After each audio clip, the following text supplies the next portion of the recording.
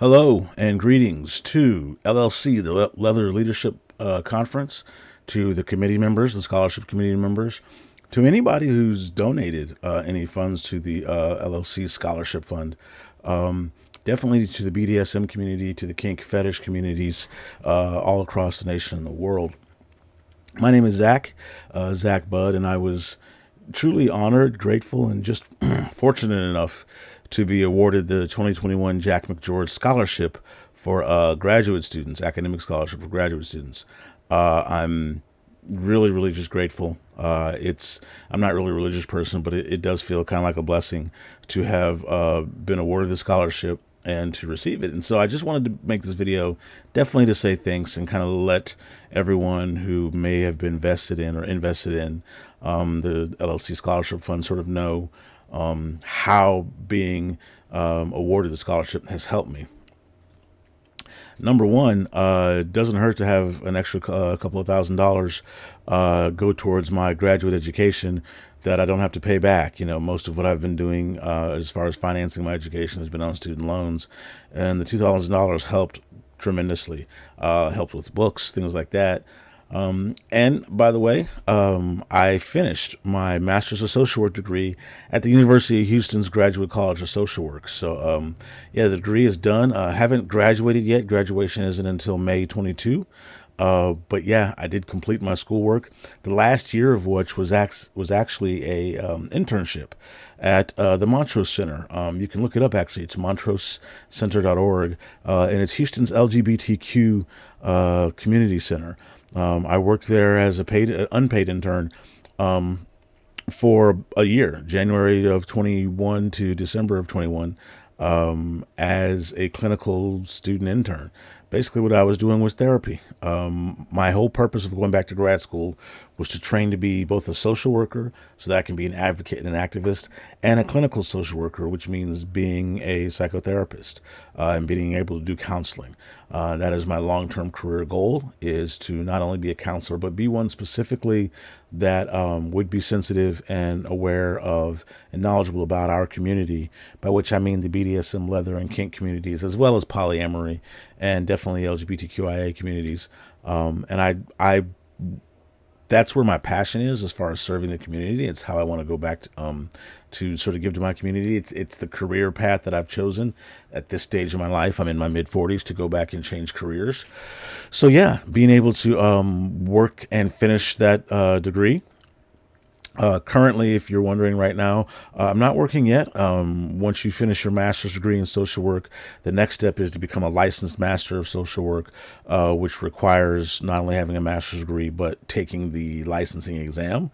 So I'm scheduled to take that license exam. It's currently about mid to late February. I'm scheduled to take the licensing exam at the end of March. And I'll find out immediately, whether or not, and definitely if I passed. But that's the plan, is to become a licensed master of social work and start working towards my certification as a licensed clinical social worker. And just been looking for a job that I can do here in the Houston area. I do live down here in Houston, Texas, and I am both polyamorous and kinky and BDSM and a member of the National Leather Association. And so I wanted to be a therapist and definitely be one that will serve and be available to our community.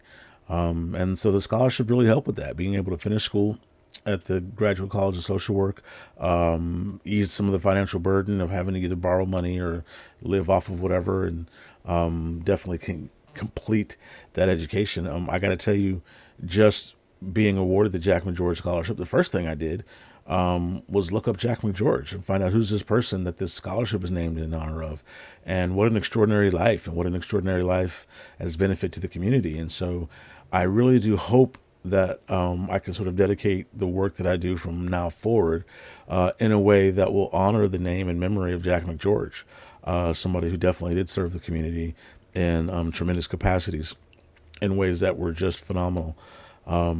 But as far as my current, immediate, middle, and long term goals as far as this new career, like I said, the immediate goal is I'm currently prepping to take the licensing exam so that I can be a licensed master of social worker. I'll start working as a clinical social worker somewhere. Currently doing the job hunt, trying to find places that I can start working once I get that license. But no matter where I end up working, I'm always going to be a kink aware, kink knowledgeable, and kink friendly therapist, as well as, polyamory and LGBTQIA. Definitely being there for those marginalized communities, not to mention people of color within all of those individual communities. By the way, I do identify as black. So yeah, definitely that's going to be my immediate goal is to start working and get my license. Middle range is to continue training, continue learning. I want to get certificates in marriage and family therapy, and also some sexuality therapy because I definitely do want to be a sex therapist. Eventually, like I said, getting the licensed clinical social work certification, which requires another exam after a couple thousand a couple thousand of hours of supervised clinical social work. So then I'll become a licensed clinical social worker.